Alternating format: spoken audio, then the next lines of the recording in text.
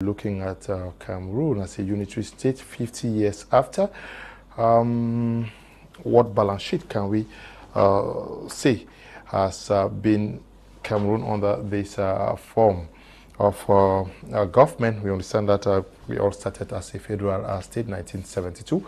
We moved on to a different form, United Republic to the Republic, and also noting that by 1996 we moved from to a unity decentralized system, and today we are talking about a special status for the Northwest and Southwest region. We moved from provinces to regions.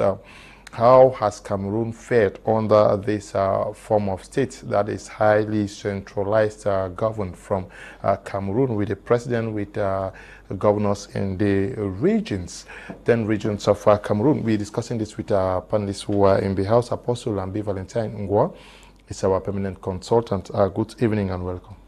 Good evening, Mr. Leo. Good evening, Cameroonians. Good evening, my co-panelists. Welcome to today's edition of Prime Hour. Cameroon as a unitary state 50 years after, what balance sheet? That's what we shall be talking today. We also are in the company of Fah Elvis, who is the Undersecretary for Communication for the Cameroon Renaissance Movement. Good evening, Fah, and welcome. Good evening, Mr. Leo.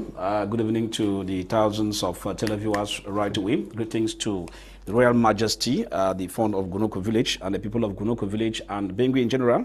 But then we'll always be greeting, as usual, the President-elect, Professor Maurice Kamto of the CRM, and others who are currently being incarcerated into the different prison detention centers and other English-speaking oriented political prisoners, that there's every reason for the government to see that they are released. But above all, greetings to our good friend. We have Tebek Maivina watching us out there in Bamenda, and also to Commando Macmillian Akum and members of the Gold Gym out there in Bamenda watching us live. It's my pleasure, Mr. Leo. We're also in the company of Ndifor Richard, who is going to be participating from the United States. Good evening, Ndifor, and welcome. Good evening, Leonard, and thanks for having me. It's an interesting talk today, and I hope that we're going to have a fruitful conversation. Okay, we were supposed to have a representative of the Cameroon People's Democratic Movement, the CPDM.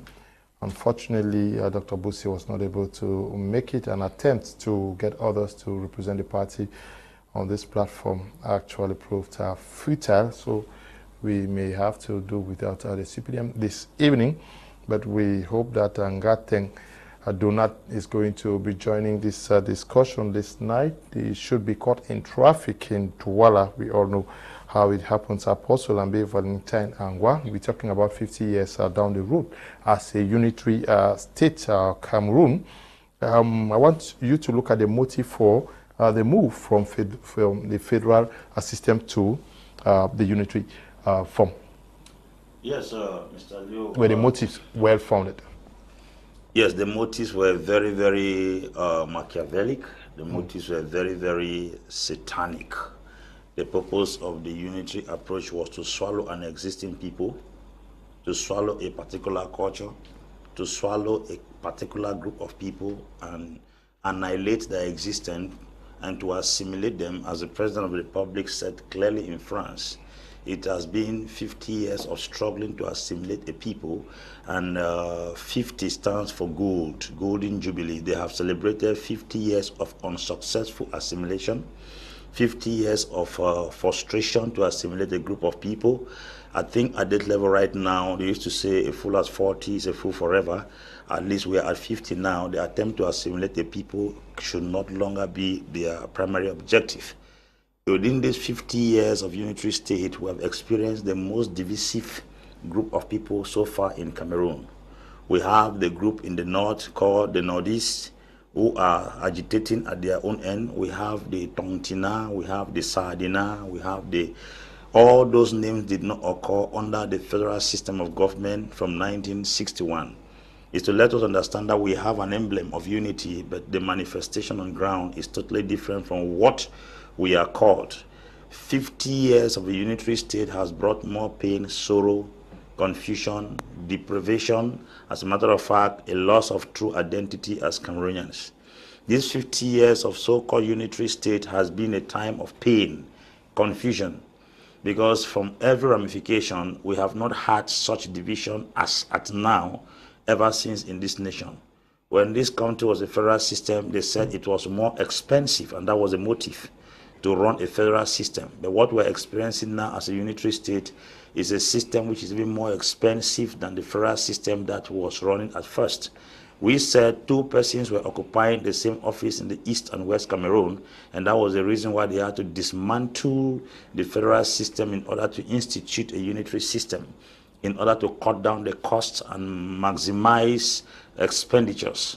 But today we are having commissioners as well as different offices in the name of special status who are playing the same role as other offices in the same regions, thereby heaping exorbitant sums of income to be spent on individuals who are occupying offices that have no essential role to play. So I do not think these 50 years of unitary state has actually helped the country more united than ever before. As a matter of fact, we've experienced the most complicated and frustrating form of relationship and companionship amongst us as Cameroonians, because we have had a lot of splinter groups all over the nation. Everyone is agitating, and if I thought there was a serious unity and a strong form of cohesion, we will not be having all these people agitating at their own different angles, clamoring and crying to separate and find their way. So, okay. Good evening, gentlemen. Good evening to the panel. Good evening, Tibam Linus, Song, Derek, who should be watching us from Bonaberi. Liai, Rene, good evening to you. Israel, Abongwa, Bawi, Francis, good evening to all of you watching us on our social media handle. Your first assessment of 50 years. Well, it is a very bitter reflection because I don't even know how to start. If I had a whip called Mulongo, I should have been able to put those who man this country and give them 72 strokes each before the start of this program. Because sometimes we will be able to say it, as they say, we are youth are the leaders of tomorrow. And I've passed the age of youth, and I heard that grammar, and I'm still hearing the grammar, and some are still willing to stay on, even if they are almost dying in power. Now, with the kangaroo system put in place by the confused government in Yaoundé, we begin to take a look at the lane down the road, Mr. Leo. It is very, very disturbing. I was discussing with someone today in Bonaberi, and we were revisiting our past memories as children or kids at the advent of 20th May. And we're explaining how they had brainwashed us. I understand how you don't have money to buy white blanco for your canvas. You have to take chalk, you grind it, put it in water. You could imagine the euphoria that was around.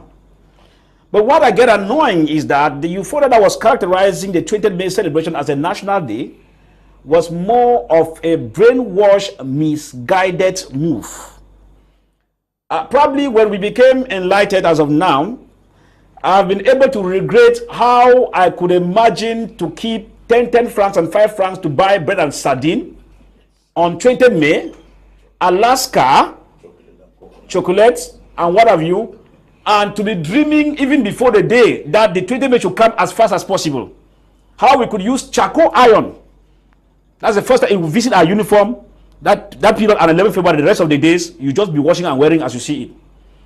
And sometimes our parents, as poor they are, that's the first day they will go to a tailor to sew you something new for 20th May, which means a financial engagement is involved. And you have campfire, you have this, you have that.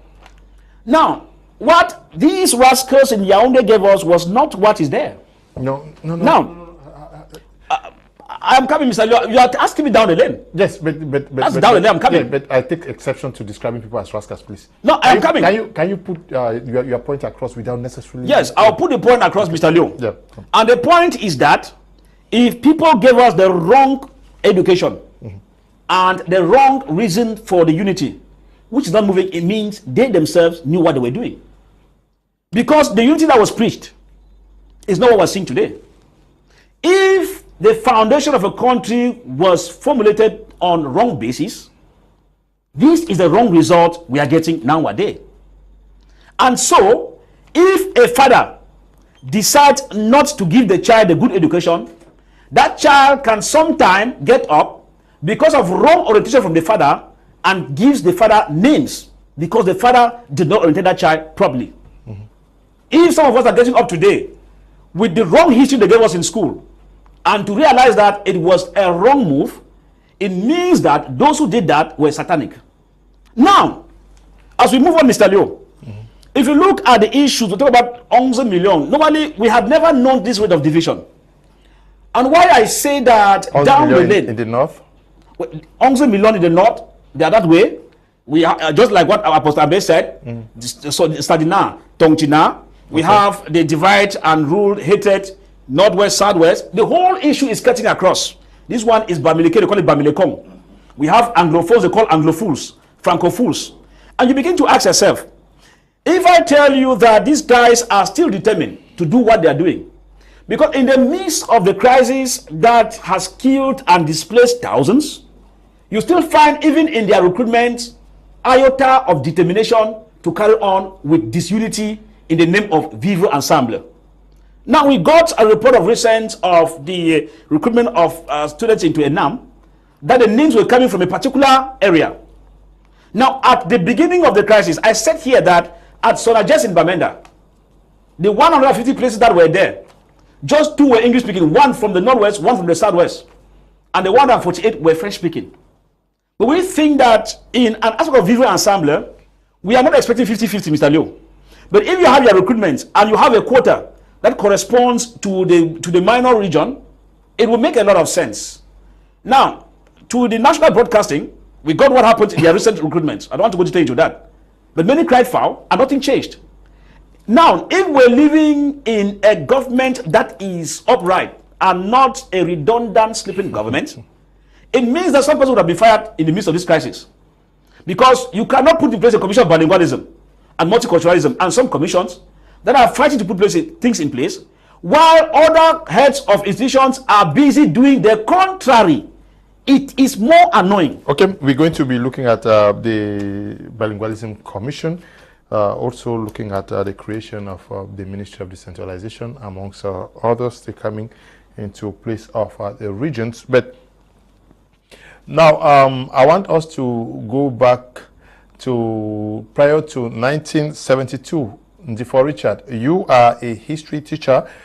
Can you paint us a picture of the motives that actually led us from the federal to the unitary form of state? Yeah, Leonard. we understand that during the reunification, the period of negotiation between the delegate of Southern Cameroon and that of French Cameroon, Foncha, who was the leader of British Southern Cameroon, came up with this idea of federation. It was actually Foncha's perception for the idea of reunification, because as a matter of fact, we should understand that Foncha had never wanted reunification the way reunification was granted to Southern Cameroon. That is something that many people do not talk about. That Foncha originally did not want reunification. What Foncha wanted was secession from Nigeria, and independence for Southern Cameroon, and then for Southern Cameroon to later negotiate its reunification on an equal basis with La République du Cameroon. Unfortunately for Foncha, the pressure of the UPC in French Cameroon and the imposition of the UN of just 2 options left Foncha with no alternative but to choose the reunification option. To him was a better option than integration with Nigeria. And at that time, he thought that the idea of federalism would be a bright idea to bridge the gap between the idea of an independent territory and a reunified British Southern Cameroon. Now, coming to your question, as to why the territory was a federal system of government was abolished. We should understand that when they met in Fumban, why the delegation of Southern Cameroons had the good faith that they wanted a federal system of government in which both the British Southern Cameroon and the French Cameroon would maintain their colonial heritage in their different regions and then merge at the center. Ahidjo, right in Fumban, did not believe in the federal system of government.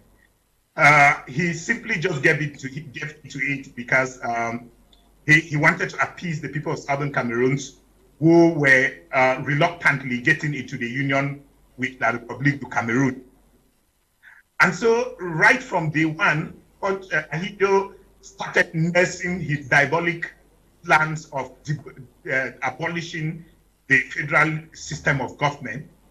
And he did so by started appointing officials from Yaoundé, contrary to the spirit of federalism.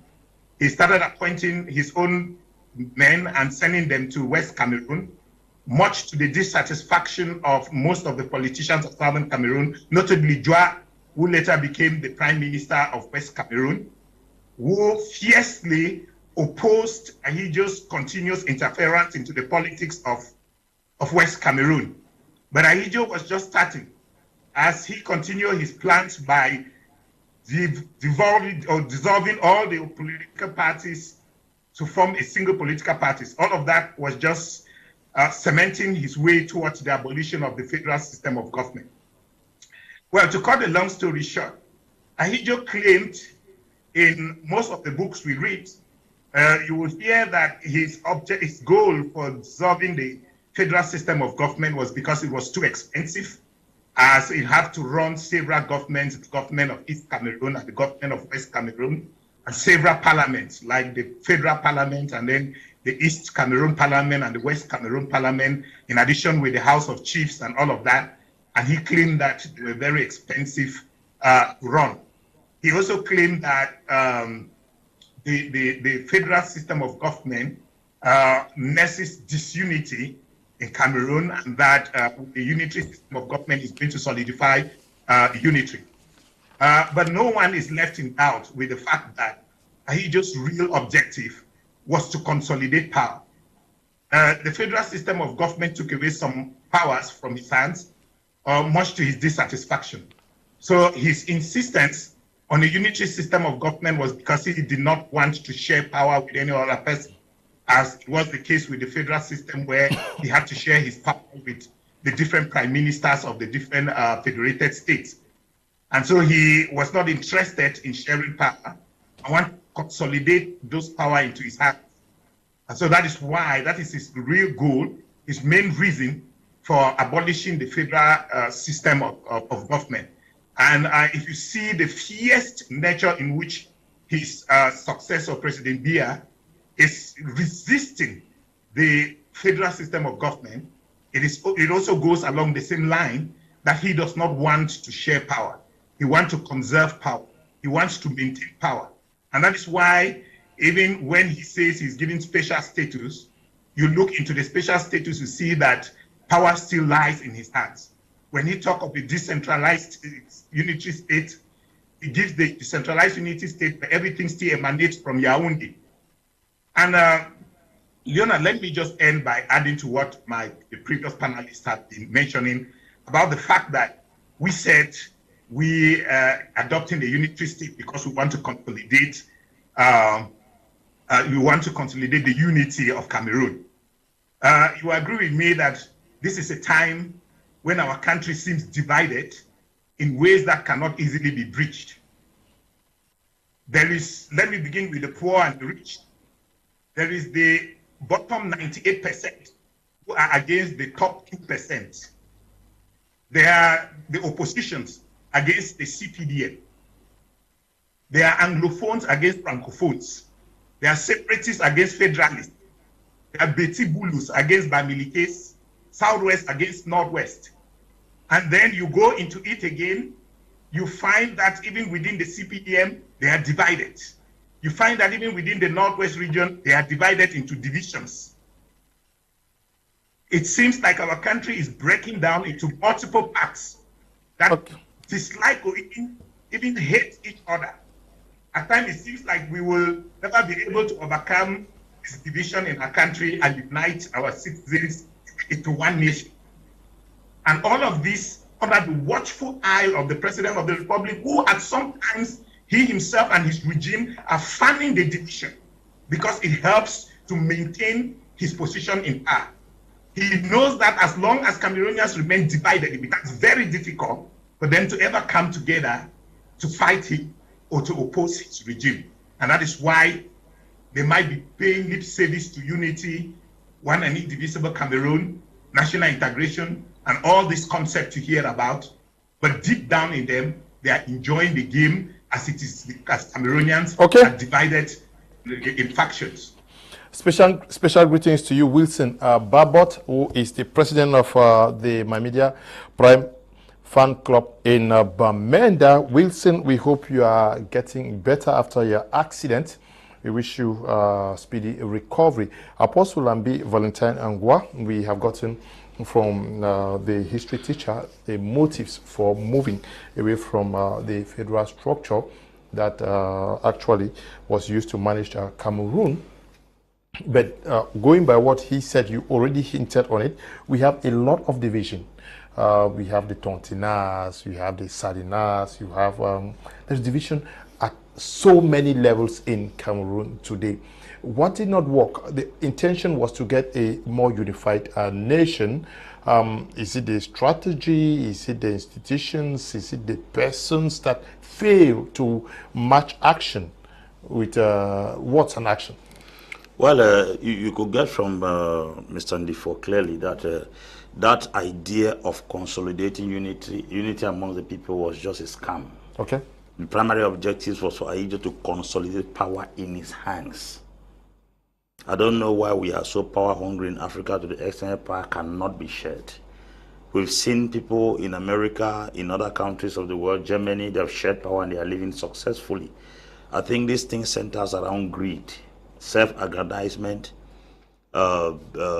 covetousness that is eating a lot of African leaders today.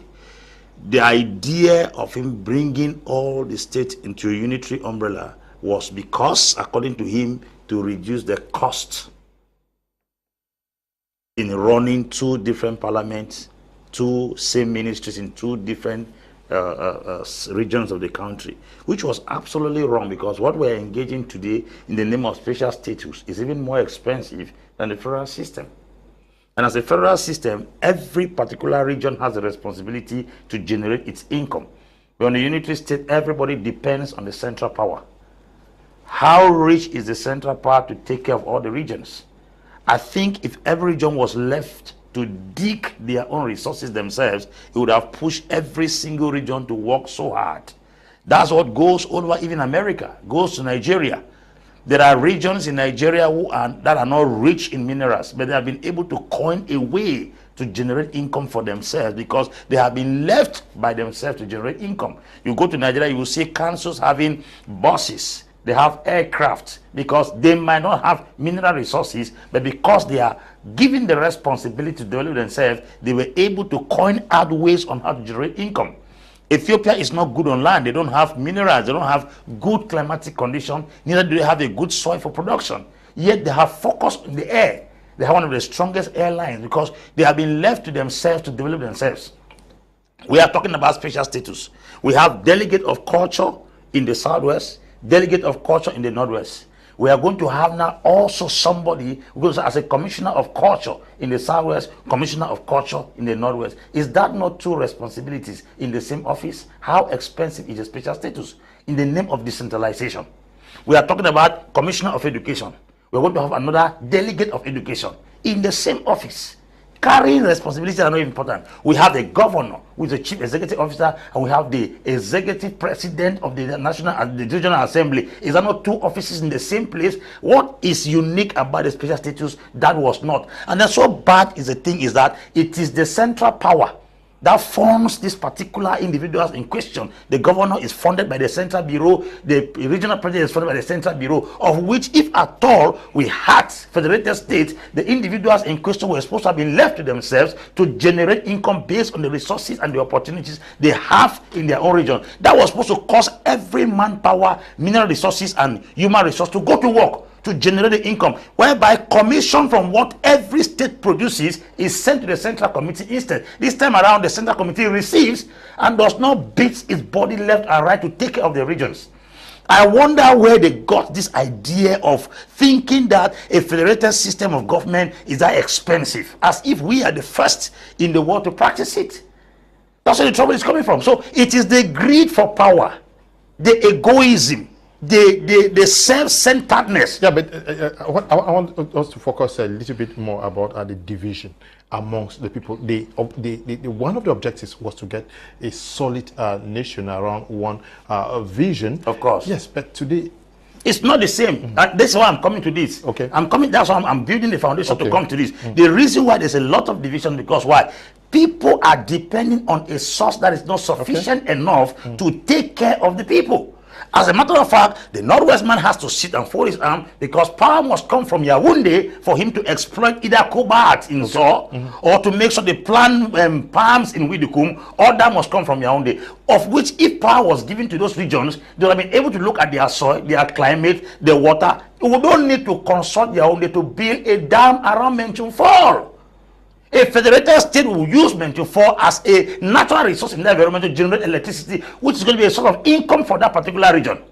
Go to the south around Belabu, the forest will help them. Go to the north, those who are in charge of cow, beef, you will discover every particular region of the country has a uniqueness. Now, because everyone has to wait for Yaoundé to say, if you have to exploit the iron ore in the east, Yaoundé has to speak. There's no federation, there's no power. Go to America, you have New Jersey, you have New York. These are two states in America, but they have different laws governing them. That's what called federation.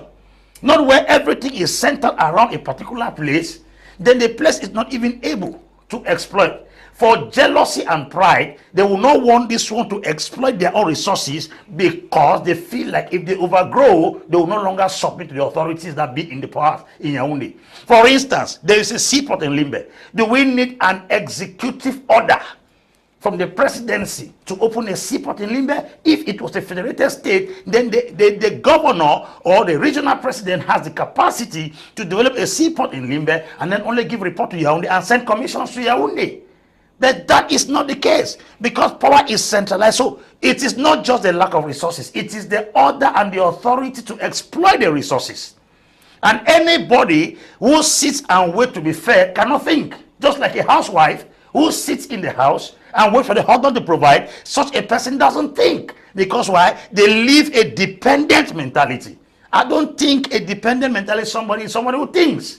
And this is where we have a serious problem. But if we had a system where you were supposed to be pushed to be independent, go to Nigeria in Ebonyi State. Ebonyi State does not have fuel. Ebonyi State produces salt. They have discovered that there's a particular stream that generates salt for them. Much of salt of Nigeria comes from Ebonyi State. Every state has its uniqueness. So we are not fair. We are not fair. So the Tongchina are fighting to take away their authority. They are not fighting for resources. They are fighting for the authority to execute their resources. The Northwest man wants his own autonomy. The Southwest one, because why? They are looking for that power. For instance, we have knowledge of certain minerals in the Northwest, but until Yaoundé speaks, you cannot exploit them.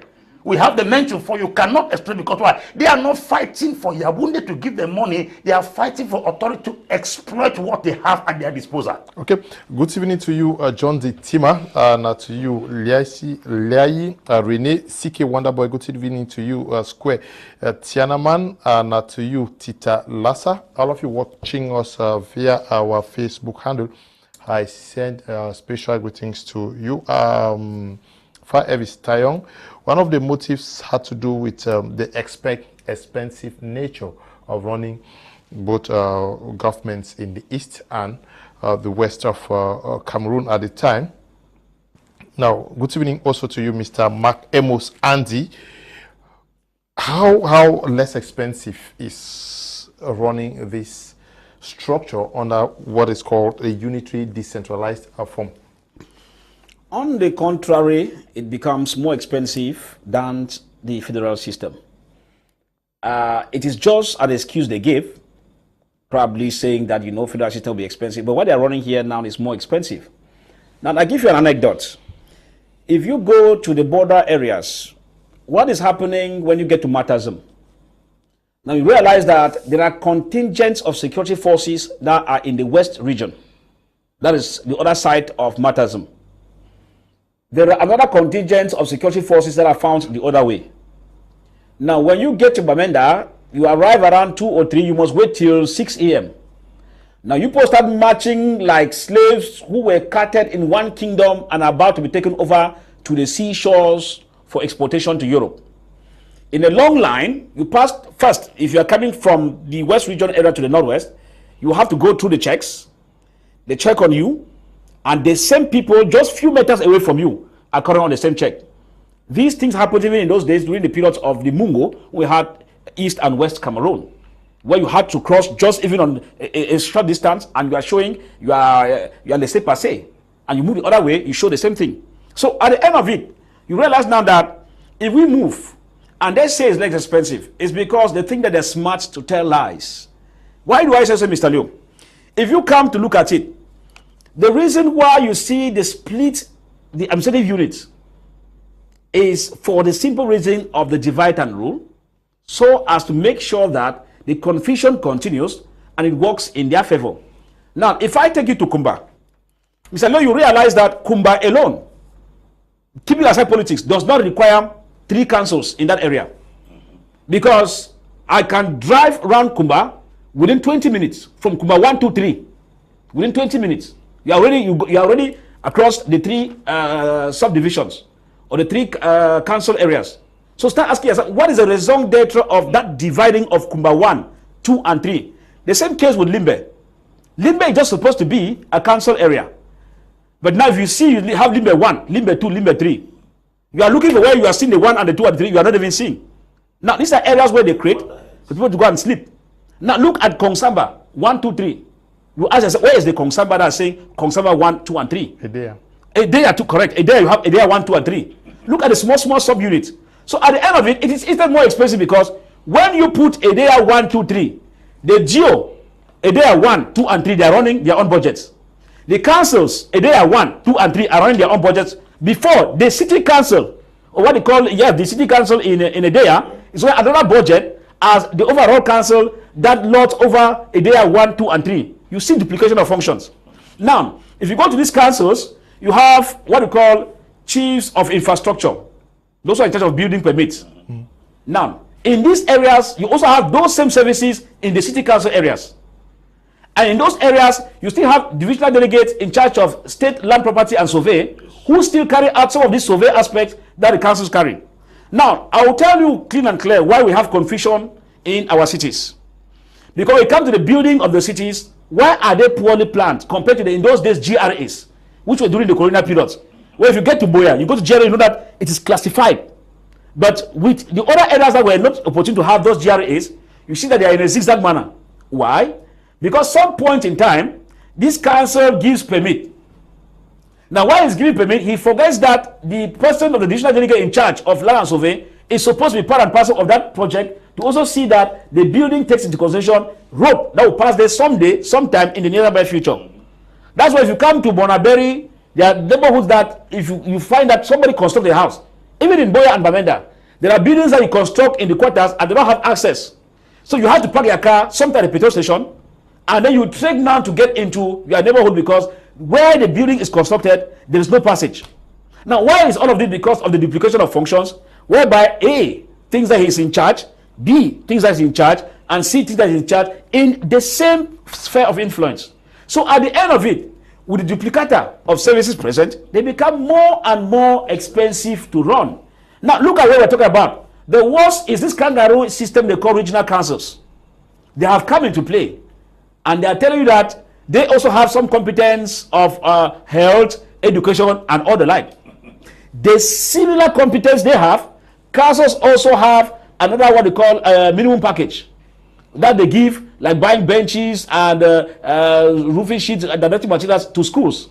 Now, they too have that same. Now, city councils to have the same priority.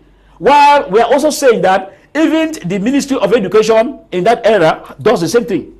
So you could discover now that we have duplication of services that are instead more expensive to run.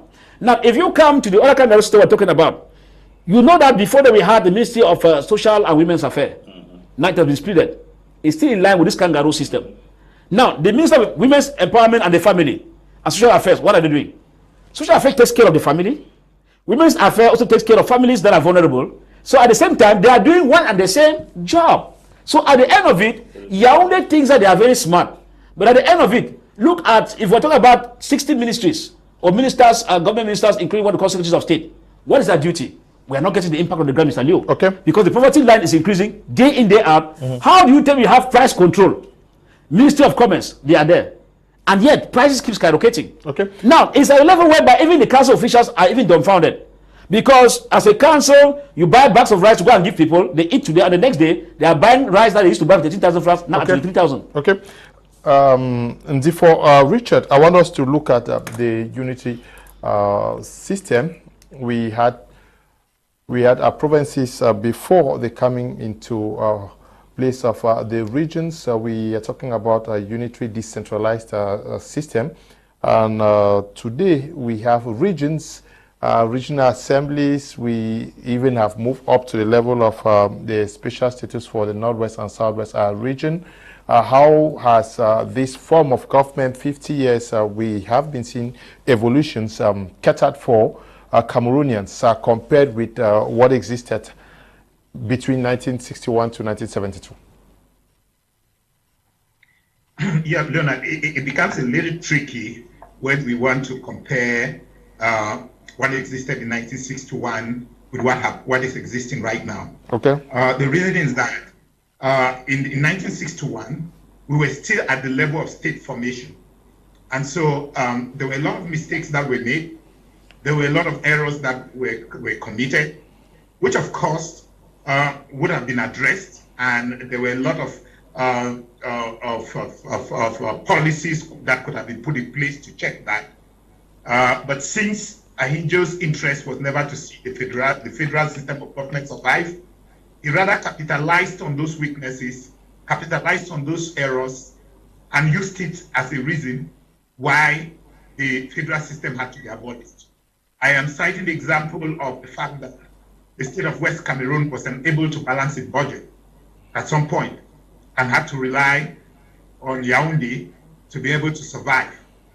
And so, that happened because some of the economic activities that were taking place in the state of West Cameroon were abandoned and were not supported by the federal government, and so makes it difficult for the states to be able to raise its income. All right, now talking about the situation as we have it right now. Right now, what we have is not actually a system.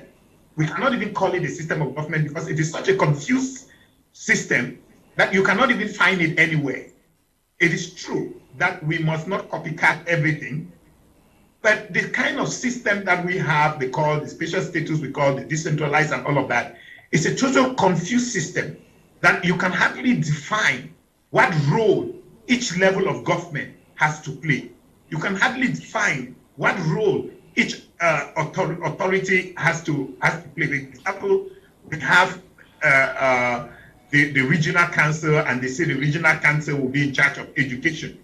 Yet we still have the delegation of education at the level of the region, the regional delegation of education at the level of the region, which is answerable to the Ministry of Education in Yaoundé.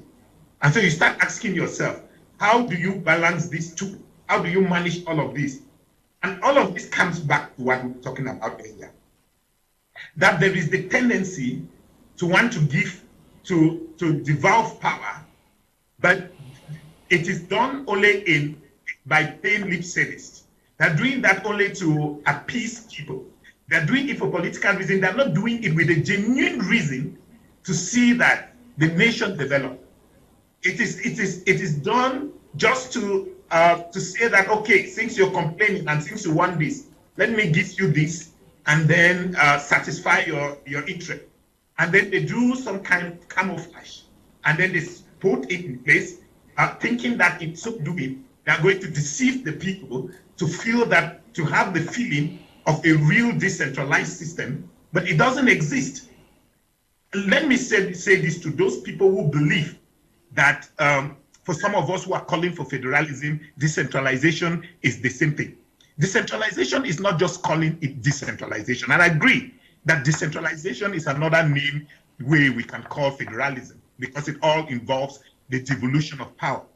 But what exists in Cameroon is not actually decentralization, so to speak. That is just by name. It's just decentralization by name, because everything, if you look at it very well, you will hardly want to follow up any document, and you follow it at the level of the region. You cannot, for example, want to produce to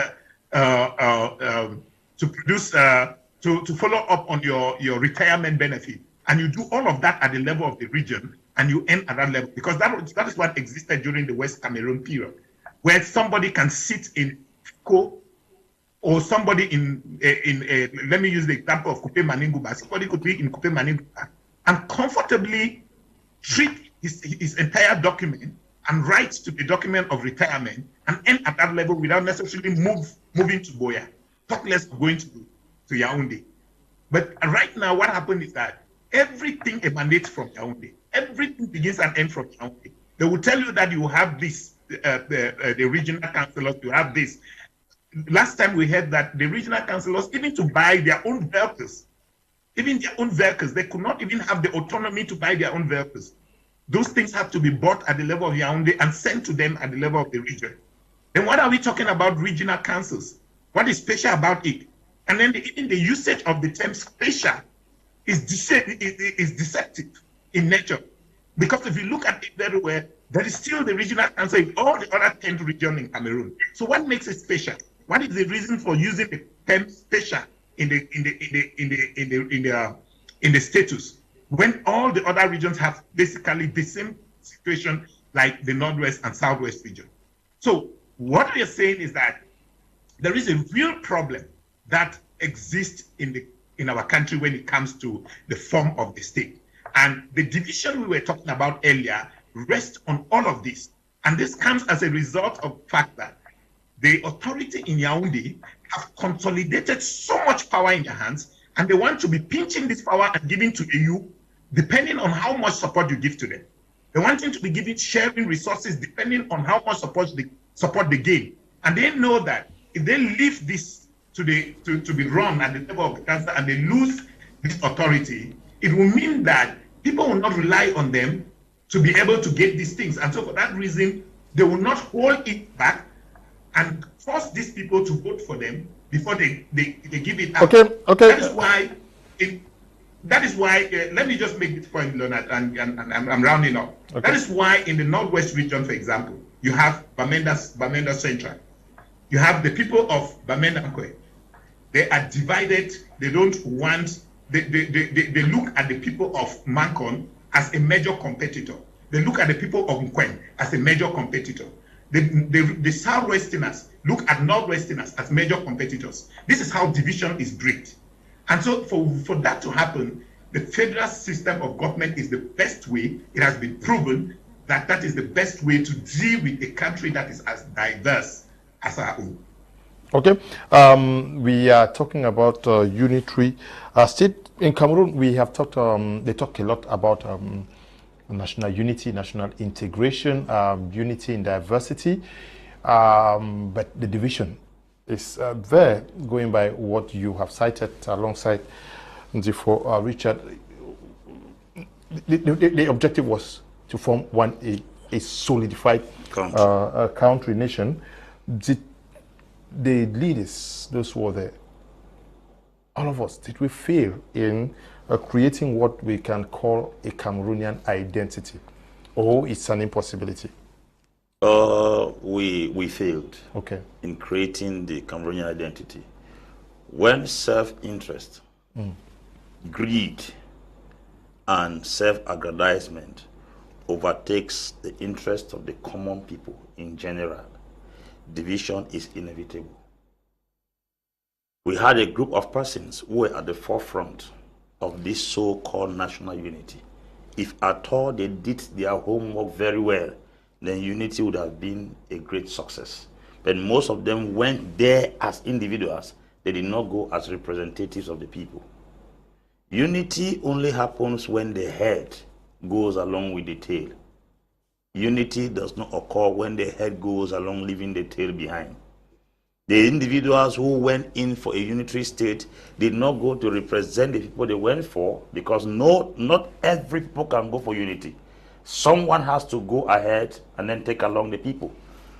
We have authorities from the English-speaking part of the country in the name of this unity who took their families at the center stage and left the common man behind, who went there for their personal interest and to consolidate the security of their lineage than to secure the security of a people. Those who went in the name of unity went to defend their tribes rather than defending a region or defending a people from a particular extract. This will fall on our Anglophone authorities who went in for this unitary stuff. They did not go along with the masses of the English extract. They go either with their heads or with the head of their family members. That is why today you discover that there are particular families in the English-speaking extract of the country who have been enjoying the bounties of the country from one generation to another. And there are particular family names in the country that have remained as a legacy forever, which means their fathers who went in for this so-called unity stuff did not go with the interest of the people. It was a particular group of people going to unite. It was not a family.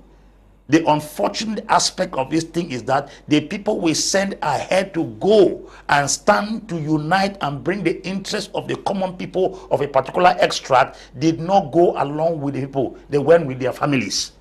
So it has to do with the leaders. It now happens in such a way that if somebody who is coming from a particular extract or a tribe from the northwest and the southwest does not go to power to defend the northwest and the southwestern land, they go to defend either members of the immediate family or members of their tribal extract. And this is where you begin to find out that from the same region, we don't want to see each other, because the man who sits in power does not bother if the Bamenda Nkweman has eaten. Bamenda Nkweman who sits in power does not bother if the man from Bafut has eaten. But it shouldn't have supposed to be so. It was supposed to be that a man that comes from the southwest or the northwest should represent the interest of the Anglophones in that place. But it is the opposite today. Which if a northwesterner or a man from Oku or a man from Santa is appointed prime minister, he does not go with the interest of northwesterners, he goes with the interest of his immediate family, and if he extends it, is the interest of Santa people. It goes to the extent when somebody comes from Bakweri land, he doesn't go with the interest of southern Cameroonians, he doesn't go with those of Manfe or from Dian, he goes with those from his family, and if he extends a lot, he attracts a few Bakwerians along the line. So we have the division right at home. We were first and foremost divided before we met the person that divided us the most. This is where the trouble is. So this thing falls on leadership. And it has followed this trend for years to years till this very date. How will it appear? It's difficult to find out that if a Northwesterner is a prime minister, his chief of staff should come from Southwest. It must either be a man from his native land or he must be a man from his own region. That is where the division started. And when the enemy sees that, he takes advantage over it, penetrates people, and tear you into parts. It is but funny that we are seeing today. You look at it, look at what is happening amongst the Bamilekes. The Bamilekes will never and ever, they begin to understand this thing. They will never fight each other. You will discover that a Bamileke who is from another party will not insult a Bamileke who is in power in another party, because they are protecting the interests of the Bamilekes. Now, this division is so strong because first and foremost, we are the ones. We are talking about French Francophones trying to tear us apart. They divide amongst us first from family level to tribal level to ethnic level to regional level is terrible. So the enemy will only take advantage as soon as he sees your weakness, he penetrates and capitalizes on that weakness to finalize your total division. So this division we are talking about has a very deep root. We should not treat it at the level of the surface. And as long as we keep on living amongst ourselves in this way, the enemy gains an upper hand to further tear us apart. They say charity begins at home. Okay. What you have not treated at home, you cannot treat outside. Good evening to you, Ivo Eyokbe, and to you, Gonza Wilson, John Leke, Kobe, Mwambo, good evening to you, Anyobe Isabel, Jibu Adamu, Berenui and Nakata, and to you, Ngwa Godi. We are talking about national unity 50 years after. Have you thought of the need for the formulation of a policy that actually seeks to establish an identity that is unique to Cameroon? Is that not also what the Bilingualism Commission has been created to do? Though seemingly we are enjoying our unity in diversity. Yes, you know that, like what Apostle Ambe is saying, it comes from within the inner core, caucus, families, and extends regional right up to where it is today. But you see, I am of the opinion that man, according to Plato, is born free, but everywhere he is in chains. In other words, it tells you that man will always be man in his shortcomings until there's a mechanism that forces man to be who he is supposed to be. Of course. Which means that if you go to the US of A, there is nothing like a strong man. There is what is called strong institutions. Yes.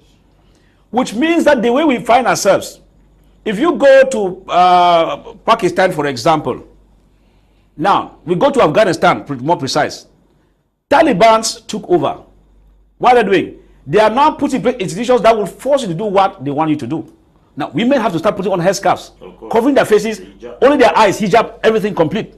Now, what are you saying? Phones are burnt. Good. They're not permitted anymore. They're not permitted anymore. So you now realize that from the new system put in place, the Western culture that had come in Afghanistan to affect the deep-rooted Islamic culture is fast being wiped out for the real Islamic culture that was there to be put in place. What does it mean? It means now that because you are aware of the consequences, you will be able to toe the line, and before you know it, you become conversant in that style of living because the law put in place as a policy in Afghanistan tells you that no more wearing sexes by women moving out of their houses in Afghanistan. Now, what do you see now? It tells you that where we started wrong, as Mr. Ndifor and Apostle Ambe have said, which is a good identification, tells you that all hope is not lost. It now takes only us, once the kangaroo system is uprooted, I said completely, the entire system ejected very far. I'm not saying eject one and leave one. No. If you leave one, it will be a virus to contaminate the other. If you remove all those kangaroo systems over the completely, that's why I said that for us to go out of this, Mr. Leo, we need a new Cameroon. If you go to Rwanda, Paul Kagame is coming back. What did he realize? It is not that he's not a dictator, Mr. Leo. No. Paul Kagame is a dictator. A very strong one. But what has he done? He has decided to put in place a strong policy that will benefit the people of Rwanda and see themselves standing first and coming out of economic stagnation that had plunged them for some time during the Hutu Tutsis war. And so that's why you discover that he knows that on clean-up campaigns days, people must go out. And what does he do? Because the law policy, if you don't go out, he takes the lead. So if we have this as a policy, Mr. Leo, I tell you, for example, there is a policy in the Constitution that tells you about what they call regional balance, but it's not respected. So if we had an implementation of the regional balance, Mr. Leo, you will know that this quota goes in for Enam. This quota goes in for CRTV. This quota goes in for Sonora. You cannot tell me that it is a law that for Sonora, only a Frenchman must be general manager. Mbano. It's witchcraft in borderline. You cannot tell me that kind of grammar. Or you cannot tell me that forever, between English speaking and French speaking will only be prime minister to thy kingdom come. That's madness. Because the policies have been kangaroo kept in the system, it explains where we are suffering where we are. So if we have a new government, not the redundant one in Yaoundé, and the policy is that if you are recruiting even foreigners to come and work on your railway and all the like, this quota must be from Cameroon. They don't ask your opinion. Your top management, if you have 5 top management in a parastatal that is foreign, at least 3 must be Cameroonians, not laborers Cameroonians, top management from China and France and all the like, and they explain us. If you have these policies, look at Equatorial Guinea. What is their policy? Equatorial Guinea first. So if you are there and you have a problem with somebody from that country, he takes you to the police, the first thing they lock you up as a foreigner. That's the first thing, and they know. So that's why we see that they will not oppose Obiang Bazogo, because he has stayed there for over 30 years, but it's not their business, because he is protecting their interests first. But how do you explain to me that there's a policy in Cameroon whereby a national has power over you in your country? Well, you cannot go to China and play that nonsense. In China, play that nonsense, in fact, you rot in hell. So if you look at the system, the policy must be in a way that when I see the Bilingualism Commission and those other kangaroo institutions, how do they call them? They put them in place there. They call them smoke screens. Kangaroo, why? You cannot have a commission that can only speak but cannot impact. If they were given the powers to prosecute ministries that do not respect bilingualism and multiculturalism, it will be making sense. But then they can only speak and refer to the head of state, and the head of state who is sleeping does not get them from sleep to act, the whole thing dies down. So at the end of it, I even see their mandates being renewed for work not even done. I ask themselves, what have they even done that they are renewing their mandates until they are attacking the head of state? You see which kind of borderline in this country. They need more time to... Which more time? They should go and sleep. Which more time are they talking about? Okay. When the small time they have, they cannot do better. Are they telling us that they give them 50 years? Cameroon will change overnight in their duties? It is 0. Good evening to you, Moreno Nino and Ebanga Ifyangse Patience. Good evening to you, Nshe Chesi, Gonza Wilson, Tita Lassa, Njumu Lawrence, and to all of you watching us.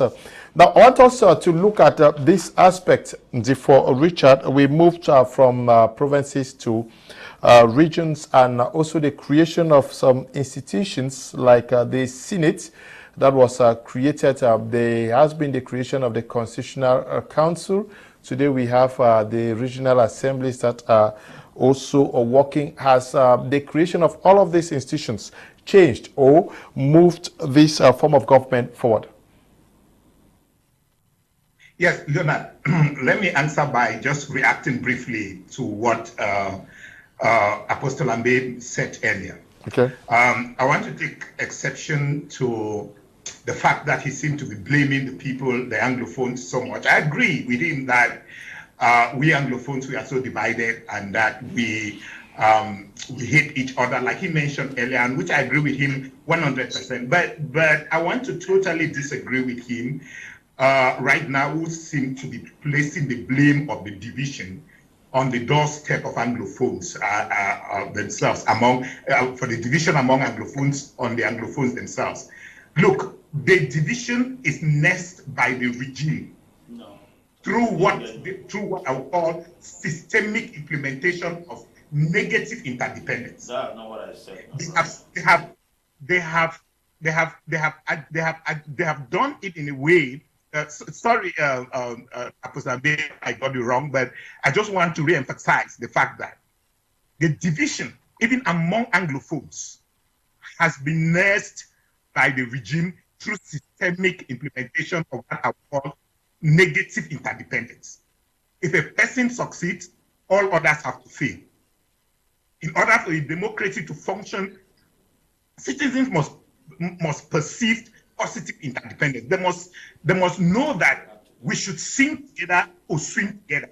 Can you now come to the question? Yes, Leonard, you talk about the issue of the institutions that have been put in place. it is no doubt, and nobody has to doubt the fact that all these institutions that we have in Cameroon, just like the division, the institution of the special status I was mentioning earlier, they're all things that are put in place to appease the population, and they're not put in place to achieve real concrete success for the nation. What is the goal of these institutions, the Senate and the National Assembly? What use do they have for Cameroon, if I may ask? We have all the bills that get to Parliament. They come from the President of the Republic. And when it gets to Parliament, members of Parliament simply clap through the bills and they move it to the Senate, and the senators clap through it and they get to the President of the Republic. Nothing. Sometimes even grammatic errors on the bills are not corrected. They are sent back to the presidency as it came. A few people from the opposition may oppose it, but they have no voice because the overwhelming majority of the CPDM in those senates will swallow them and everything goes through smoothly. So we have very weak system. It is not only the division that we have weak institutions in Cameroon that cannot really deliver and we cannot even rely on these institutions to ensure the unity that we are talking about. What we have in Cameroon, Leonard, is a one-man show.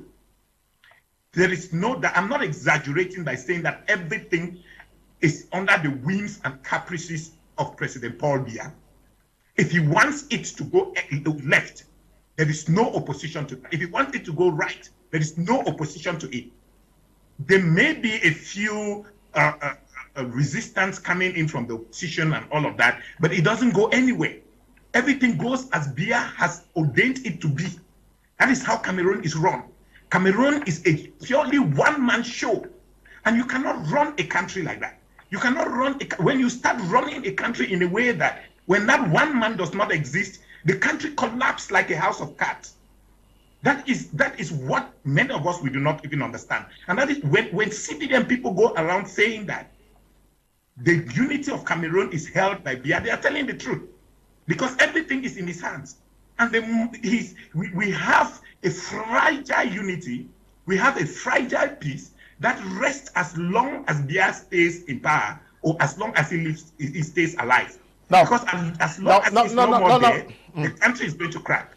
Now, I want you to talk about the Constitutional Council. Since its creation, has it been able to check the unconstitutionality of some of the things, the non-respect of the Constitution in Cameroon? Leonard, what else do you want me to say? I just said it earlier. Just like the other institutions in Cameroon, the Constitutional Council is just a shadow of itself. It doesn't exist. Yeah. Whatever happens in that Constitutional Council is just a phone call away to the presidency. The president just simply called to say that this is how things work. This is how things are supposed to go. And it operates in that same line. There is no way anybody in that council, all of them are appointed by the President of the Republic. The President of the Republic appoints them, and he has the power to dismiss them. And so there is no way that they will do anything that go contrary to the will and wish and caprices of the President of the Republic. We have seen that in many instances. We saw that during the elections of 2018, that the council, the Constitutional Council, was merely acting as if they were remote control. Yeah, but you people of the opposition also fail to convince. But these institutions are created in the Constitution, by the Constitution of Cameroon. The president appoints members. Why are they not doing the job? Is it a problem of the Constitution? Is it a problem of the institutions, or the persons appointed to man them? We have those institutions in place. Those institutions are not strong enough. Just like President Barack Obama said when he visited Ghana, that Africa has strong men and not strong institutions. That is exactly what we have. We have a very strong man who makes those institutions you are talking about. They might be constitutional, but they are just a shadow of themselves. They are just paper tigers, because they cannot affect anything real in Cameroon. As long as the president of the republic wants it his way, it goes his way. Okay, thank you, Ndifor. Richard, Apostle Ambe, Valentine, Ngwa, I want you to look at our democracy. We were, before 1966, there existed many political parties. They were dissolved in 1966 for the creation of one CNU. And after that, we are in a unitary system. Do you think that that merger in 1966 is still having a toll on the way politics is being practiced? Party politics is practiced in Cameroon today. Yes, Mr. Leo. You see, the merging of West Cameroon and East Cameroon was a mixture of two different cultures and two different political approaches. Okay. If you look at the politics of West Cameroon before 1966, there was real multipartism. There was real politics. We did not do what we are doing today. For instance, look at the people who entered into offices in those areas, from the Ndelis that were there and the Juas and the Fonchas. They were elected into office. From André Marimbida, who became the first French Prime Minister in 1958, he was appointed. Aijo, who came the first president, was never elected. He was equally appointed. How do you take a people whose system of government is an appointee system and merge with a people whose system of government is an electoral system? The swallowing up of real politics in West Cameroon by merging up in French Cameroon is what killed the real politics that existed in West Cameroon. Because since that period, we've been having but appointees in the name of disguised elections. That appointee spirit did not start when we joined French Cameroon. It started since from the days of André Marimbida. There is no leader in the French sector of this country who was initially elected. So they don't know what is election and do not actually understand the game of election. But you see Ndeli losing, us not joining Nigeria, and us coming this way to join French Cameroon was an election. And those who came into offices later, from the 1950s in West Cameroon, came through election. There was practical a kind of liberal system where individuals went into offices based on meritocracy. But in the French sector where we came and joined, people came into offices based on appointment and based on connection. That is the reason why when we matched them, the real politics in a part of our country or a part of our own region was swallowed. Real politics was swallowed and appointee politics was in place.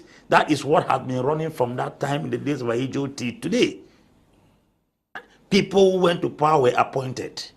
All those who came into office were appointed. Till date, what we call senators and parliamentarians are appointees with a disguised presentation of to have won elections, which is absolutely not the truth. So if you look at the dissolving of political parties and bring it under the banner of the CNU, it was when electoral systems dissolved and appointee systems took over.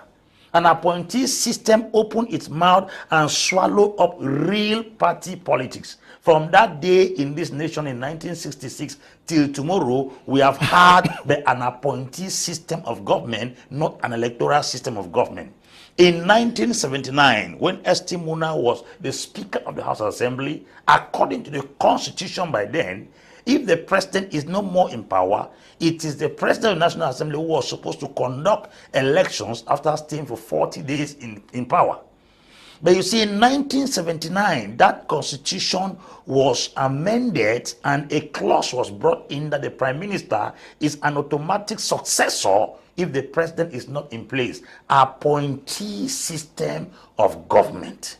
And that's the reason why when President Ahmadu stepped out in 1982, it was not his responsibility as the president to appoint his successor. It was supposed to be elections that was to appoint the next successor. But because it's an appointee system of government, a man came to power by appointment. And since he came to power by that strata, he has engaged that same principle till tomorrow. So we do not have genuine elections. We don't have true multipartism. We don't have true politics again in this merged Cameroon. What we have is a presidentialist and appointee system of government, not actually electoral system of government. If you look, we are talking about division. You go to Nigeria, a place like Imo State. Imo has Imo East and Imo West. And in those Imo East and Imo West, they choose that this particular election year, it is a man from Imo East that has to stand for gubernatorials. The next election, you from the Imo East, you don't even contest. It's the people from Imo West that contest. Imagine now we go to Womb and we say the parliamentarian this year comes from Isu. The next year, the one comes from Way. The other one comes from Kufumtu. You realize that there will be serenity and calmness. Not that in the whole of Womb, one parliamentarian that comes from Boom sits on the throne for the next 20 to 30 years. How do you expect unity to circulate among the people of Womb? Or you go to Mbengwi, somebody is coming from Achatugi, or he becomes parliamentarian for 30 years, while those of Ngembo and Jindom and other places in Mbengwi have not tasted any single place in power. So this issue of government where leaders are being appointed and opportunity is not given for them to be elected, it becomes a serious strategy where division has increased more than ever before. To correct what Ndifor was saying, I was saying that if you don't give an enemy an open door, he will not penetrate. If at all a regime has gained access into dividing us Anglophones the more, is because we gave them the leeway. Because you cannot build a defense and expect the enemy to penetrate. If at all there is a unanimous agreement that those of whom should circulate parliamentary office after every year from Boom to Kofuntu to Way to Isu, there will be no regime that will come to give us a parliamentarian from Boom for 30 years. This is what I'm talking about. Let us, when I come to television, I come to educate people. Let us go back on our drawing board and see where we gave the enemy a... No woman becomes pregnant until she opens her legs. That's the truth. So if you are impregnated with a wrong doctrine, a wrong principle, because you open your leg for the enemy to penetrate, until we start correcting ourselves, we cannot correct those who are outside. Charity, I say again, begins at home. So the 1966 dissolvement of political parties in the southern Cameroon was a closure of practical multipartism and genuine politics, and an introduction to an appointee system of government that does not believe in electoral reforms and policies of multipartism. What we have in Cameroon as multipartism is a shadow to impress the entire nations of the world that real politics takes place in Cameroon. But those of us who are foot soldiers on the ground and see what happens here, there is no politics or multipartism in this country.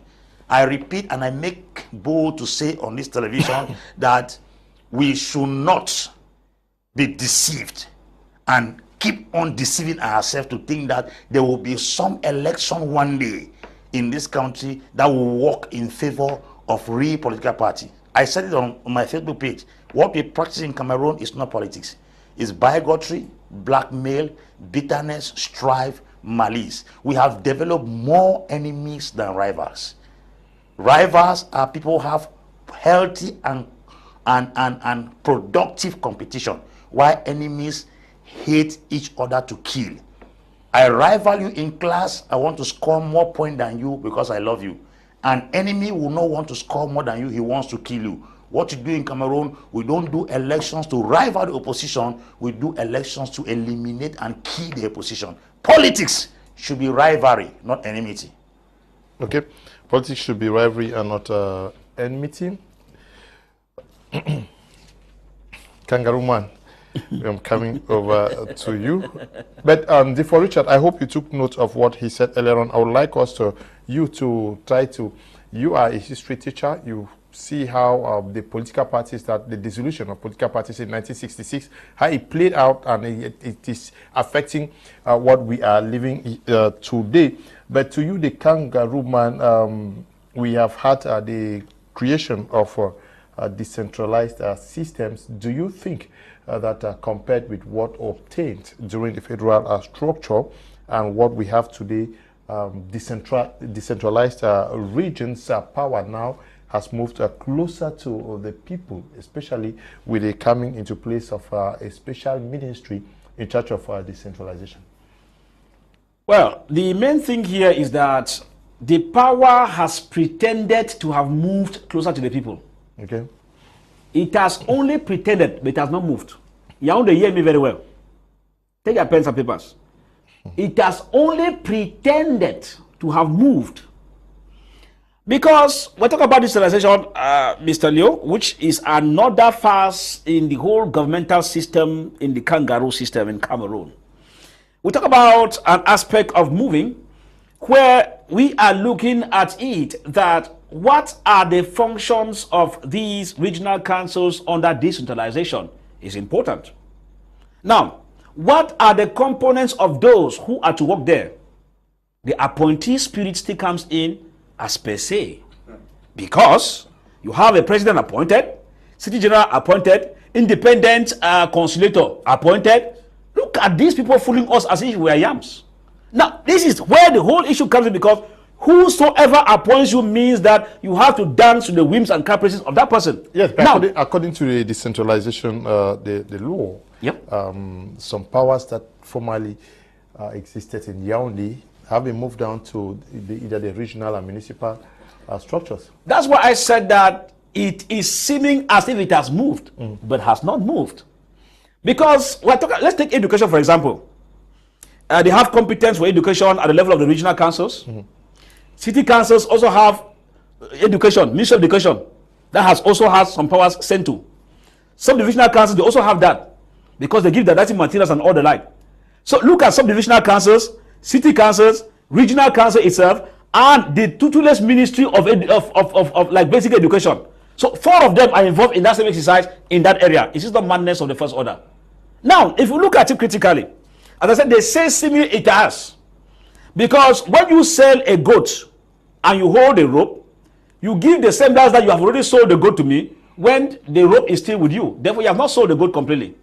And at the end of it, we realize that there is a jigsaw puzzle and a ping-pong game that goes on in this kind of kangaroo system. And that's the more reason why they cannot work. Now, look at it critically. We were talking about the expensive nature of this kind of system. Now, sometimes we had complaints from the officials. We had the president of the Southwest Regional Chief, or House of Chief, was complaining because probably the machines that the first of all, the complaints of materials that were not there, offices not equipped. Later on, the few computers that came complained with that they were even coded in languages that they themselves could not understand, which was another problem. Now look at it. This is how decentralization functions. That a law on decentralization is put in place in 1996, and they tell you is a gradual process that is taking more than 25 years for it to be implemented. You see how I said these people think that they think that we are fools, and when they sit in Yaoundé drinking wine and in their air-conditioned offices, they say they have done what Napoleon left undone. Now, in the case, ask yourself, what is the exact running budget of these houses? Some of them cried foul some times ago when they went to Bamenda. Others cried foul over there in Boya, that even their own allowances have not yet arrived.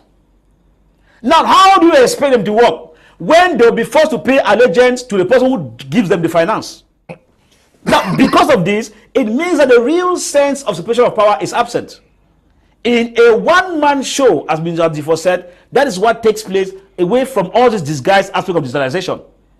And you begin to ask yourself, how do you come to term that a ministry of decentralization, they tell you councils are under Ministry of Decentralization, which means that under normal condition, the regional councils are under the Ministry of Decentralization.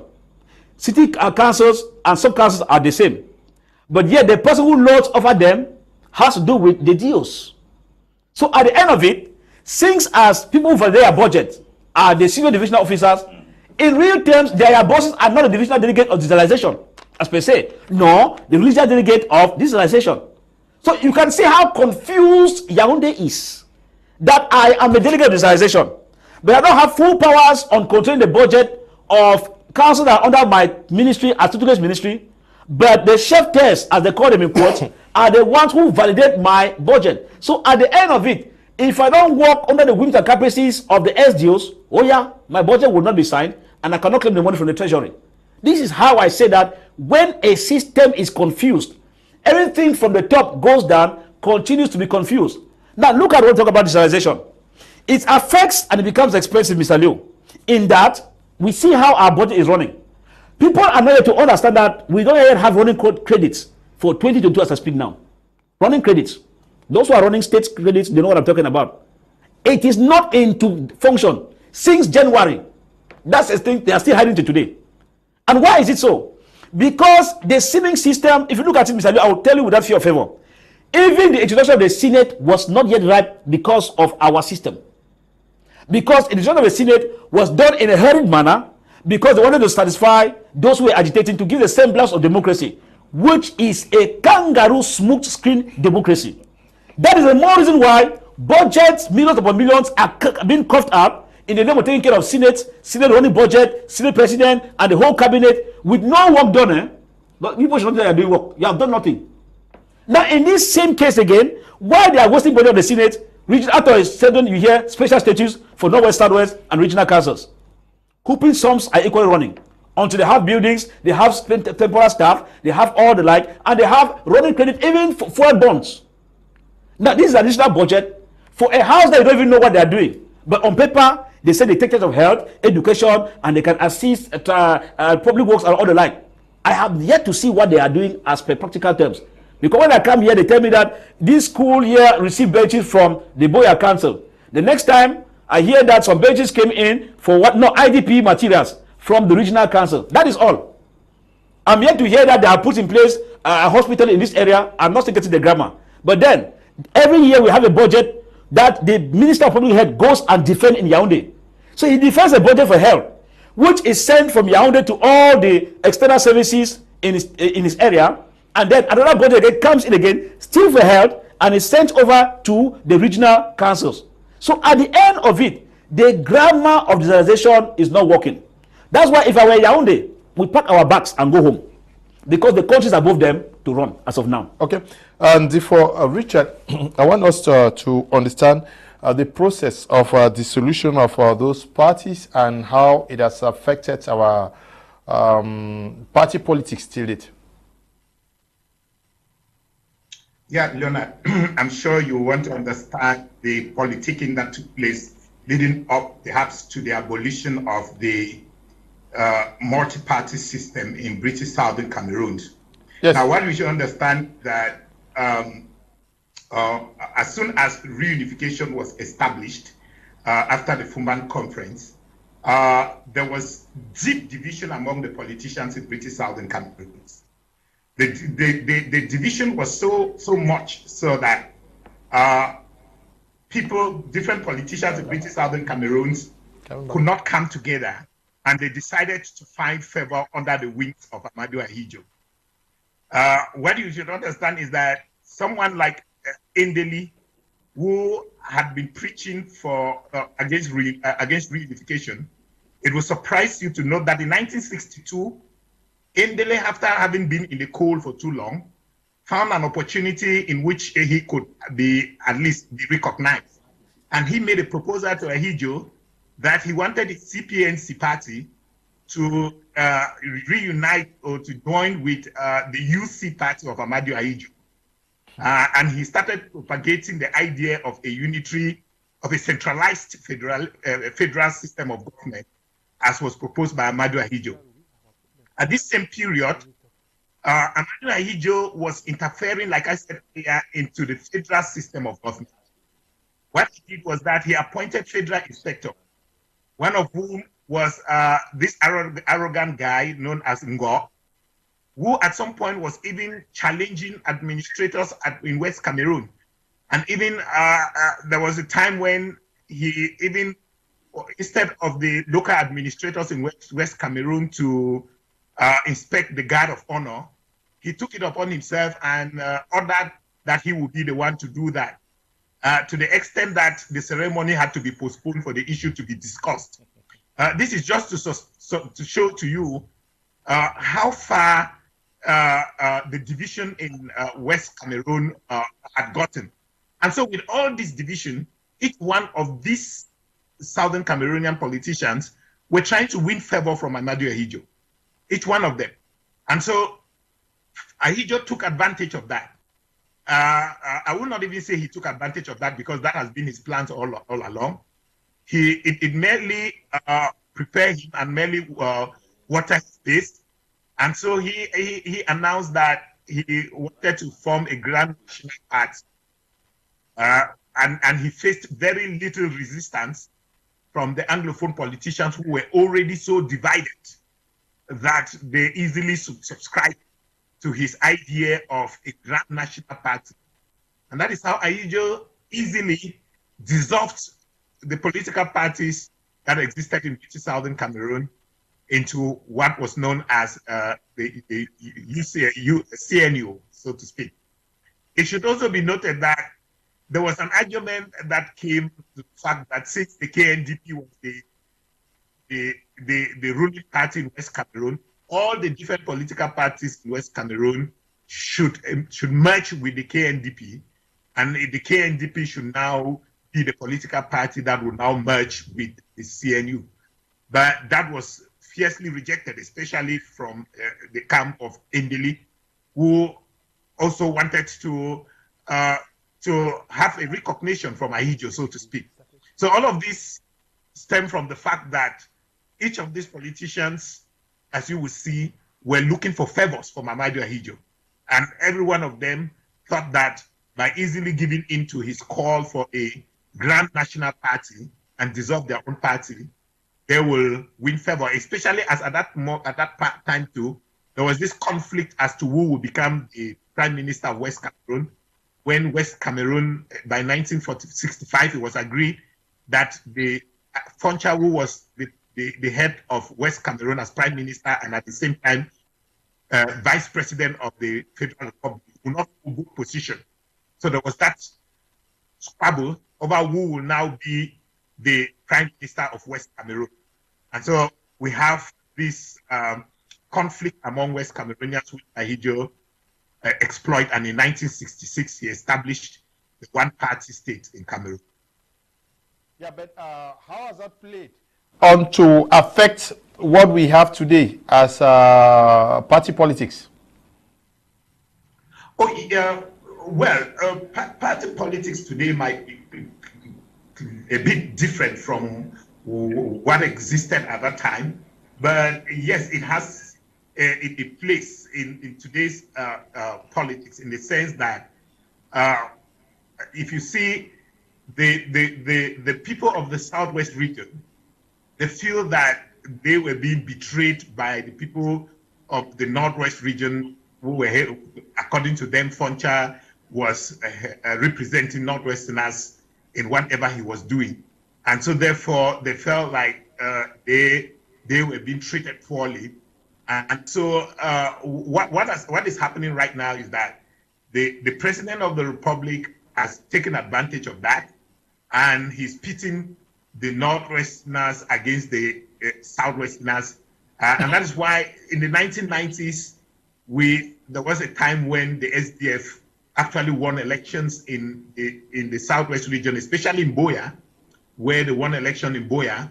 And the claim was that they only won the election because of the overwhelming vote of Northwesterners who are settled in the Southwest. The situation even got so worse that they even went to parliament, some members of parliament from the Southwest region, sitting as members of parliament, and they were asking that Northwesterners who are living in the Southwest region should have a resident permit before they could be allowed to vote in election. That was what happened, I think, in 1996, when they were calling on Northwesterners to have a resident permit. And that was at that same period that we started having this issue of Come No Go that was intensifying in the Southwest region, because they felt that they were predominantly CPDM. And the reason they said so, felt that voting CPDM, they were going to gain favor from government, the regime, and that by voting the opposition SDF, which to them was a graphy party, so they wanted to consolidate their relationship with President Paul Biya, much like what existed the 1960s, when each politician was looking for favor from President Ayido. But at this time, it has become a situation where regions are fighting each other to show their support for President Paul Biya. And it has even gone, like I said earlier, even to the level of divisions, where each division is wanting to play the card of showing that our divisions can vote more CPDF than your division, so that Biya can look at their division. So that is the kind of division that we have right now. But in the 1960s, what existed was that it was division within the politicians and not within regions or within divisions. But right now, it has gone to the level of tribes and ethnic groups fighting each other and competing as to show who loves Paul Biya more than the other. Okay.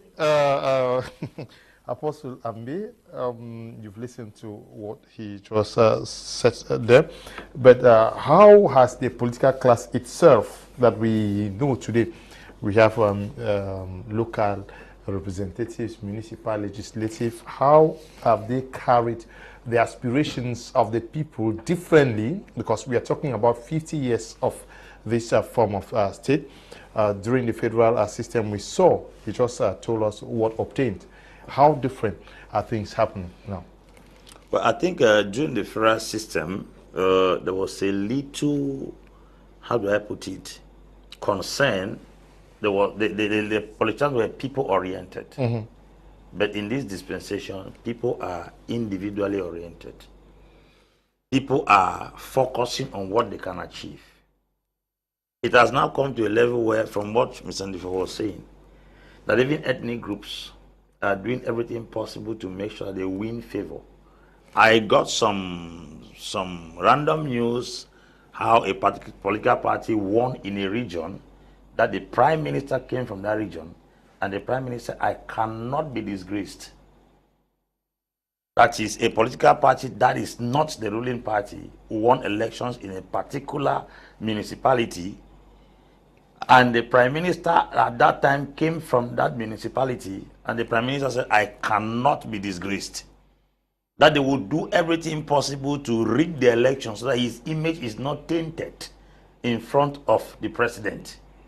It has now come to a level whereby individuals don't want to affect their relationship with the president in question. They would do everything possible to manipulate election, steal votes, transfer ballot boxes, because their relationship with the president is more important than the manifestation of real politics in their respective regions. So we are no longer going into elections now to build the communities. We are going into elections to win favor before the Lord, our master. This is exactly the kind of politics we have now in Cameroon. So if it is Fah Elvis that comes from Jindum, wants to make me fail elections from pleasing my grandmaster, that I come from Achatugi Ongembo, then I think Fah Elvis has to die. That blood tie between he and him, coming from the same tribe, does no longer matter. It is my favor before a stranger who does not come from the same roots with me anymore. So we have graduated from tribalism into racism, because tribalism is discrimination against a kind. It's discrimination against a kind. That's racism. Why tribalism is discrimination within a kind. Racism is discrimination against a kind, while tribalism is discrimination within a kind. So if at all we are coming from Momo, all of us, we are coming from Momo division, or we are coming from a particular, let's say, come from Bengwi subdivision, and I am an SDF man, and you are a CPDM man, and you occupy a strategic post in the government, and you know very well that I have won elections, you will do everything possible to take me out of the way because you want to please somebody who does not even come from that region and who does not even come from that community. It means the betterment of the community is no longer the subject matter for elections. It is how we appear before him that appointed us into office. This is no longer politics. I have said it, I'm still repeating it. It's no longer politics, because true politics develops communities. through politics increases the standard of the living of the people. When we start doing votes because we want to win favor, not because we want to, because I think the goal of every politician is to have a manifesto that he wants to accomplish within a particular community. But if that manifesto is shifted aside, and I must win this election, not because I want to tar a road, or give water, or electricity, or give education, or classes. My purpose for winning the election is that my grandmaster should know I am a very good servant. Then it is no longer politics. We should look for something else to call that charade. It should not be called politics. I have said it, and I'm still repeating it. That is the reason why we keep on having people who are elected, so-called elected in communities, then the communities are not going anywhere. A politician that stays in the community, there is no change. The best he or she can do is to take 2 or 3 of his family members and then put them into the system, as long as that household is well fed. 10,000 people vote in a community to take care of 3 persons. Something is not correct. 15,000 people in a municipality, they will vote you, and all you do at the end is to gather 19 members of your family and put them in strategic positions in government. For 10,000 votes that kept you in power, you used that 10,000 people's vote to put 19 people of your interest in power. Now they say, monkey they walk, bamboo they chop. Okay. We left with 15 more minutes. Fah Elvis, Tayon, we are 50 years into this form of state. I don't know, you are representing the Cameroon Renaissance movement on this platform. Please, the CPDM is not there because someone was designated to represent the party on this platform. Unfortunately, he was not able to make it. We can't actually explain why the party sent somebody to be here. It's not there. But the CRM, you've learned, I'm sure, from some of the errors committed so far 50 years after. What is the proposal that your party is making out there for Cameroonians? Which is the best form of government? Well, at the level of CRM, of course, we will always tie Q with those who talk about the aspect of federalism. Okay. That is a system that gets power closer to the people in real terms, not even a kangaroo federalism. Because, you know, when you talk like this, we are insisting on the real form of it because Yaoundé is very smart. They can still put something and call it a federalism. When it comes to the aspect of its implementation, you don't see it looking like that because the guys are very smart. But that's why I say that people who are smart like thieves are always very smart at thieves at all times. So if you trust them at your own risk. But I would tell you that the party has a stand on that, on the system, and they had said for federalism, it is the people who will decide the kind of federalism. Whether 2 state, 10 state, and all that. That's just the difference between the CRM and any other party that is advocating federalism, because we think that people have a rule or a right at one point in time because times changes. If in 1972 you're talking about 2 states, or 1960 talk about 2 states, at this present disposition, you need to come back to the people because you might discover dispositions have changed, and you might tell you, yes, we want a federation, but maybe it's 3 states, maybe it's 2 states. So in that case, it becomes a little bit tricky that the people must be able to decide. But then, as we move across, now, it comes back to how do we solve the issues? Because if we look at the indications of the ground, Mr. Leo, it tells you that that unitary state, or the 50 years after, which they are currently celebrating, is not even supposed to be celebrated. It's supposed to be a period of reflection. Why do I say so? The euphoria that usually characterizes this day, even in the French-speaking part of the country, is no longer there. You will bear with me, what was even in the La République area, it was quite very fanfare. Everything is dropping. Why? Because people have more problems that are preoccupying now, caused by the regime, than going to celebrate.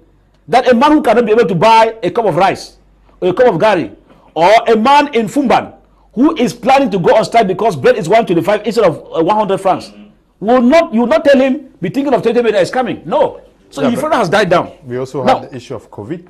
COVID, that one is another grammar. That is coming again. You know, As everything is wrong. Because even the money they embezzled, nobody has made mention about that. We have blown grammar on air till, and they are sitting them quiet as if nothing is happening. You can see how we have the kind of people we have. They are only watching and say, no, let's let the parler. Dès qu'ils ont fatigué, ils vont laisser. On a bouffé. Qu'est-ce qu'ils peuvent faire? So, the only thing I think we will be able to do to get us out of this is, first of all, to put things that will make us not to see the things we are saying. As I told you that this 20th May is not even worth celebrating, because if I tell you every day in Bamenda there is gunshot, I've been there all through. It is a usual routine. Every night from 7 p.m. to 9, it is like a melody. When Telecom gives, when answers, when the Rendezvous Junction gives, Aziri answers, Ngomuham is answering, Telecom is answering. And you start asking yourself, who are those shooting? It's not a phenomenon now. And these are not good signs to tell us that we are celebrating 20th May. And you know that we have, someone else even said, and economic activities have been dropped down. Boya is not functional as it was in the previous weeks. Kumba and Manfe, these are things people should know. Njan itself is not functional all this while as compared to the previous week because of 20th May fever. It means that the temperature is getting hot in these areas, and everyone is getting scared for the fear of the unknown. It tells you that we must be able to find out what is causing this kind of tension in the name of 20th May. Instead of the administrative authorities doing their ping-pong game and addressing Yaoundé and giving the president that everything is fine when it's not fine, they should be able to go to the drawing board and start speaking the truth. If not, but above all, Mr. Leo, on individual note, the only way we can remedy these things we're talking about, first, the people in Yaoundé ought to go. All go.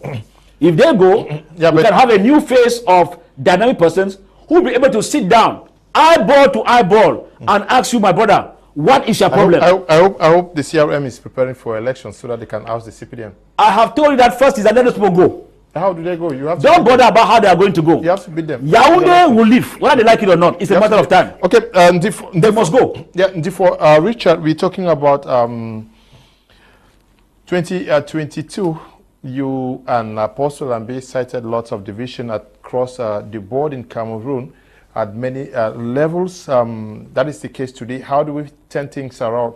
How do we fix things? I know you are a federalist, but what form of federalism can aptly address these divisions as observed across the board in Cameroon? Well, personally, and this is my personal opinion, quite honestly, I believe that the way things stand right now, the best form of federalism that we could have is a 10-state federation. That's my personal opinion. I am not speaking for anybody, but I believe very strongly that a 10-state federation would be the best option. Now, the problem is not even whether it is one form of federation whether it's a 2-state federation or it's a 4-state federation or a 10-state federation. The most important thing is that there should be 2 levels of government. That is what federation is. And there must be 2 levels of government where there is effective, each government is having the power to effectively implement its control over the aspects of the government that is given to the different federated. If it's education, if it's healthcare, the different federated states should be allowed to manage their educational system, to design their own educational curriculum, to implement those curriculum and manage their own civil servants. They should be able to run their own affairs in the different regions. When this is done, not only will this ensure and kill this competition at the national level, but it will implement positive competition. Positive competition in the sense that each federated state will want to do better than the other state. And that is how development begins. And that's how we get development. America is a federation of 50 states. But America is still very united. Very, very united.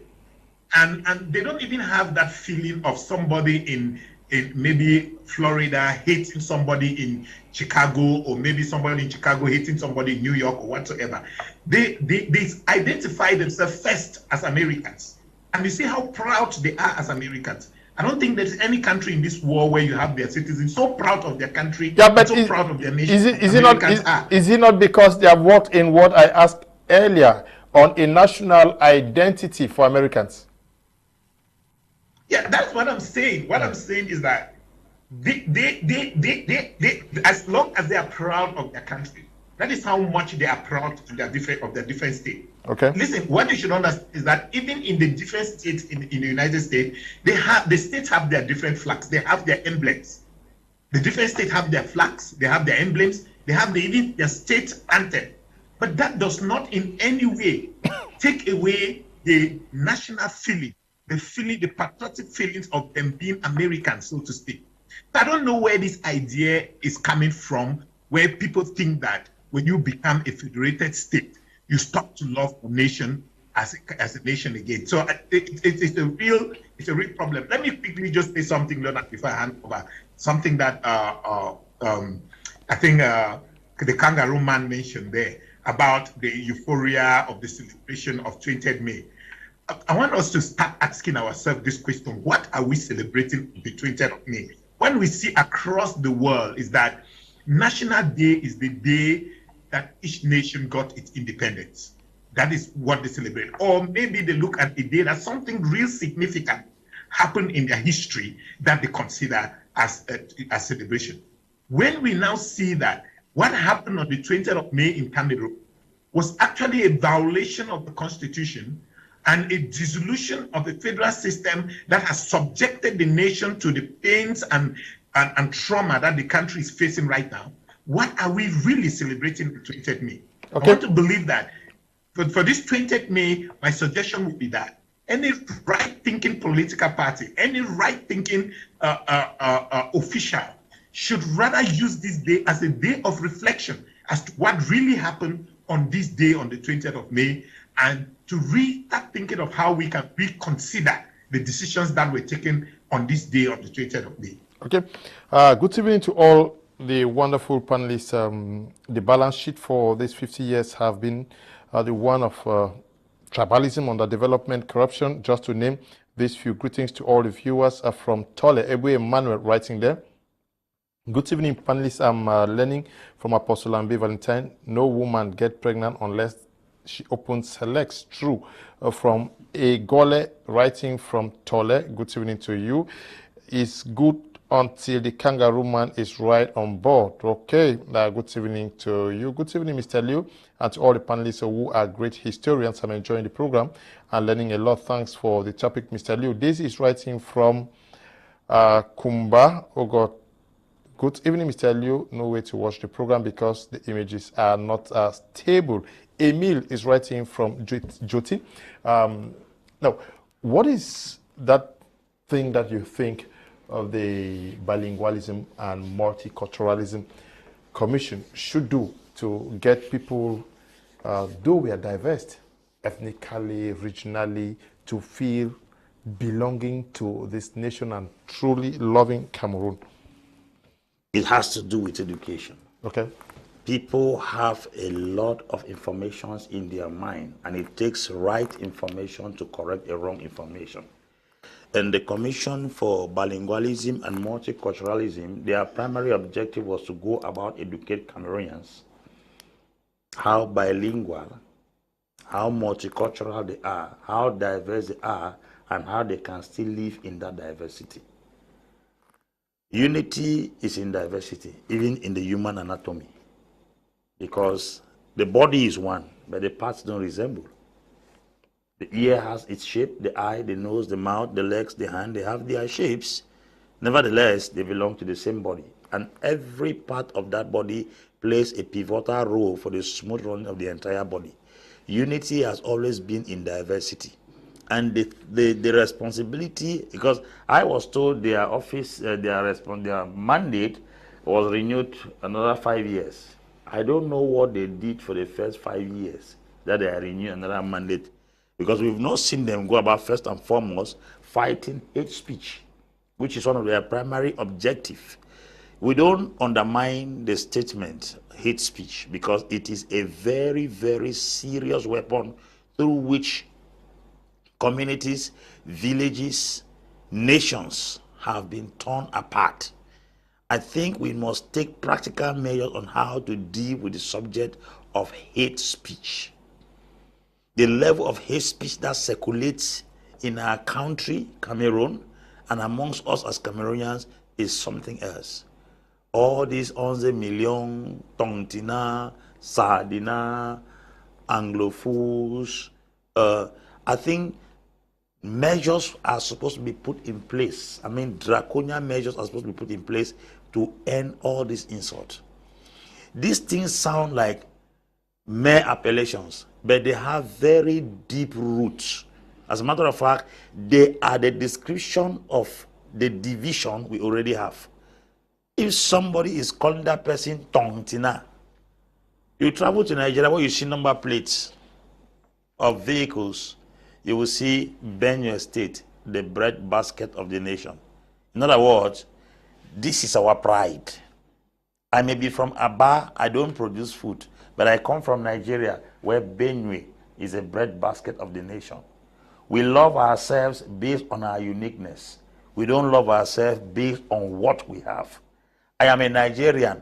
I may not be producing petrol, but I can be proud that my country produces petrol because I am a Nigerian, not a Benuan, not an Abai, not an Imolite.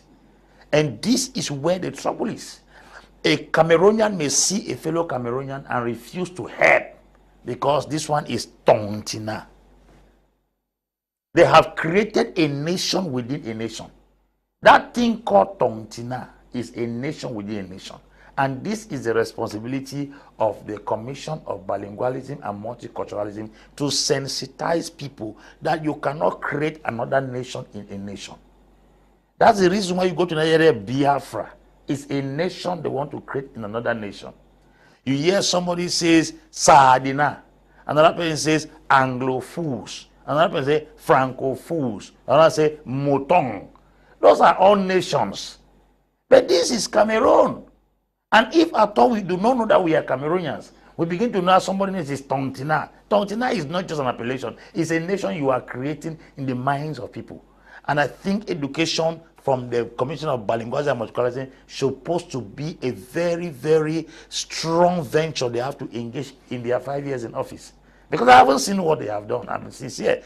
I'm being apologetic speaking this way to this commission because they are people there I hold in very high esteem and I respect very well, and they are fathers. Please to be sincere, we are sons in this country. We've been watching you for the past 5 years. We are not feeling your impact. This is the reason why we are coming on television to call you as our fathers and mothers. We are calling your attention that please get to work because the level of divide amongst us is notorious. Okay, we have to call it for today. Thank you for coming 5 this time. Well, thank you very much. I'm grateful. I got the education part of it of Apostle Ambe. Though I'm saying that if you educate without a policy to implement, you educate in vain. You go in vain. So at the end of it, since as even they are failing in education, even if we tell them educate, when you're educating, because administration is holistic, Mr. Leo. If I go and I'm educating, why the other minister is doing the opposite, watching that what I'm doing, at the end I work in vain. Okay. That was at the end, all of them should go on leave. Okay. You guys boycotted elections, eh? Yes. I'm sure you've not boycotted. I said they should go on leave. They don't have any use because all this grammar they're telling us, the impacts on the ground, we're not feeling them. You want to have a free walk? No, Mr. Lowe, we allowed them to be on because we want them to give us something. They're not giving. Okay. Ndifor Richard, thank you for participating. Thank you so much, Leonard. My last word is just to let Cameroonians know that we have lost the sense of positive interdependence among us a lot. And they should understand that many of our politicians are more concerned about dividing us and creating animosity among us than uniting us. So in order to unify our country, there must be widespread interdependence. It must be re-established and re-emphasized.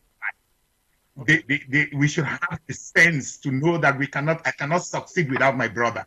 I cannot succeed without my sister. If I'm drowning, my sister should drown. If I'm surviving and swimming, my sister should swim with me. We should not have this sense of if I'm succeeding, then my sister should fail. Or if I'm succeeding, then my brother should fail. We want to pull people down to succeed. This kind of mentality are those that are being fed to us, and this is what politicians want us to feel. and it's to know that they are doing so in their own interest and not the Thank you, interest of the Mr. common man. Thank you, Mr. Ndifor. Thank you to Apostle Ambe for coming. Thank you, Mr. Leo. It's always a joy to be here. Thank you, Cameroonians, for your contributions and your support. Okay. We want to thank you all too who took time off to watch this edition of the program, especially to the production team, Eli and Desmond, for doing what they know how to do best, and also to you, Tabit and the Bryant, who is supervising the work we do out. Stay blessed. Bye-bye.